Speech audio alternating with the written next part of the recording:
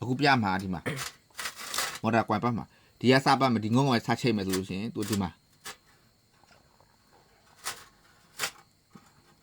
ဒီမှာသူနဲ့တက်ငုံကိုခွာတာ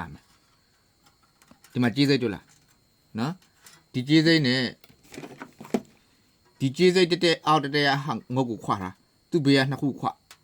ဒီတက်အလဲဒီကောင်အလဲဘကိုယူပြီးတော့ဒီကောင်ငုံကိုပတ်မယ်ဆိုလို့ရှိရင်သူနဲ့တန်ဟာအလဲဆန်ဟိုဘက်တစ်ခုတစ်ခုချားမယ်ဒီလို3စိတ်ချားအမြောင်း2မြောင်းချား3စိတ်ဆို2မြောင်းလေဒီမှာကို3စိတ်ဆိုရင်သူက2မြောင်းချား2မြောင်းချားပြီးရင်ပတ်ဒီလိုပတ်မယ်သူကညာပတ်ပြရမယ်ဆိုဒါဆိုလို့ချင်းသူကတချို့အမေချာတော့တူတော့မတူတချို့အမေချာတော့ကအပတ်ရင်9ဘတ်နဲ့လာတယ်တချို့အမေချာတော့က4ဘတ်နဲ့လာတယ်4ဘတ်နဲ့လာရင်4ဘတ်ပဲပတ်ပြီး9ဘတ်နဲ့လာရင်9ဘတ်ပဲပတ်ပြီးအဲ့ဒါကတော့သူဖြေလိုက်တဲ့အမေချာတော့အပတ်ရေကြည့်ပေါ့အမအခုဒီမှာပတ်ပြီးသွားပြီဒါဥပမာဒါ9ဘတ်ပေါ့ဒါ9ဘတ်ဆုံးသွားပြီဆိုလို့ချင်းနောက်တစ်ဘတ်ပတ်မယ်ဆိုလို့ချင်းသူနဲ့